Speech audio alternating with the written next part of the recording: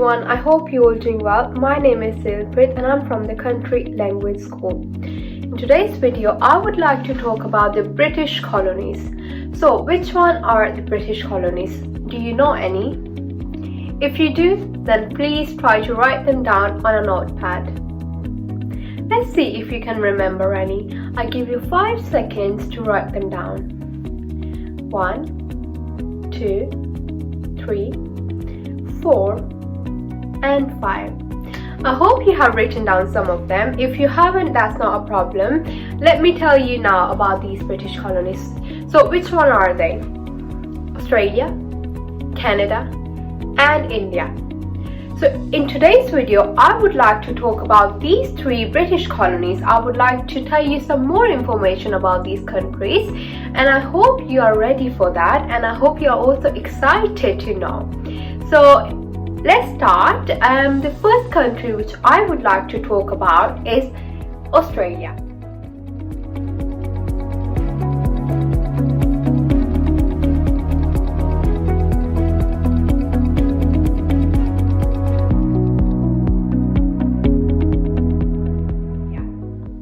Australia is the 6th British colony. The British established their first settlement here on the 26th of January 1778. Britain used to send their prisoners in Australia. Today, Australia is the Earth's biggest island, but the smallest continent. Australia is also the 6th largest country in the world. And it is an island surrounded by the water. It is also composed of 7 territories. So which one are these territories? Let me tell you. Western Australia, South Australia, the New South Wales, Northern Territory, Queensland, Victoria, Tasmania. So these are the 7 territories of Australia. Which one is the capital city of Australia? So Australia's capital city is Canberra. And which one is the biggest city of Australia? It is Sydney, which is also famous for its opera house. Okay, which are the other cities in Australia? Melbourne, Adelaide, Brisbane and Perth. These are also the important cities of Australia. So what to visit when you go to Australia? You can visit the Harbour Bridge. You can go to the Opera House and some other places in Melbourne, because Melbourne is a beautiful city. Also, you can go to Uluru. This is a beautiful place and there are thousands of visitors going to this place every year. It's one of the world's largest monolith, and this is why it's so famous. It has a beautiful color. Then there are so many other places to visit, and also the beaches, the parks or the islands of Australia are beautiful. So it's an amazing country to visit. Now let's talk about the culture of Australia. How is the culture of Australia? So, what is the Australian culture like? Australian culture is based on history, traditions, and belief systems, and it is different from one county to another county. Australian culture represents a combination of customs and traditions of all the culture across worldwide who resided here. So it is really very different from other countries because of many migrants who came to Australia. European settlers brought together many different foods and lifestyle traditions, and the Australian nowadays is a mixture of these influences from Europeans and other Americans and Asians, in addition to current American influence as well. So this is why the Australian holidays are affected by this fusion.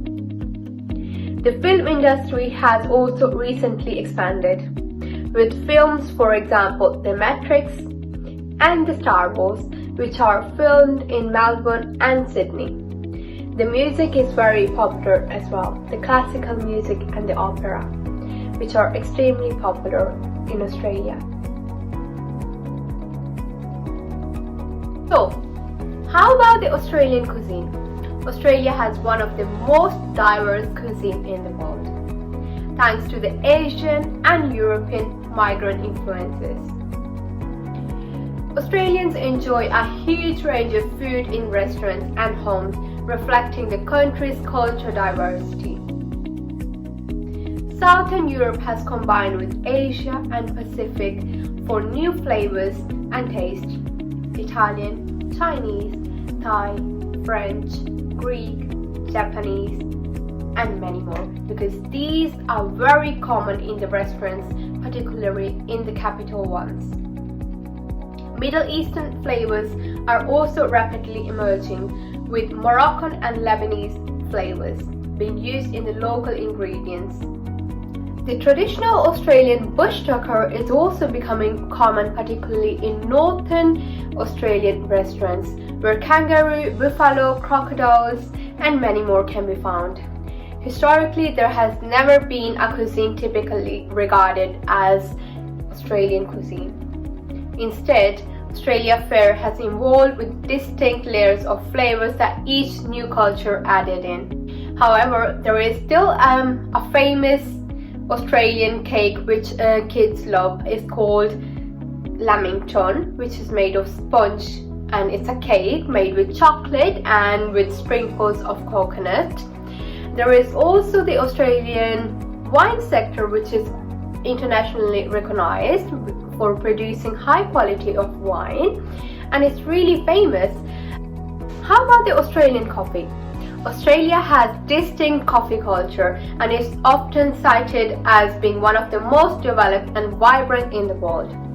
The development of the coffee industry has grown not from the coffee chains but through independent cafes born out of Greek and Italian immigration since the early 20th century. Thank you to the clean environment, clean ocean environments around Australia. Australia is being able to produce high quality of seafood for domestic consumption and exports. For example, lobster, prawns, tuna, salmon, and many more. Abbreviations are very common to use in Australia. If you would lost your mobile in Melbs at a Barbie on a Sunday hour, you wouldn't be anything but Australian. Okay, let me tell you some of the words that most of the Australian people use. So, Barbie, which stands for barbecue. Abro, afternoon. Footy, football. Sunnies, sunglasses. Rego, registration. Servo, service stations. Breaky, breakfast. Cuppa, cup of tea. And Sanga, sandwich. These are the most common words used in Australia. I hope you enjoyed this. I'm sorry if I couldn't include everything, but that's it for the Australia's video, and let's continue with the other ones now. Thank you.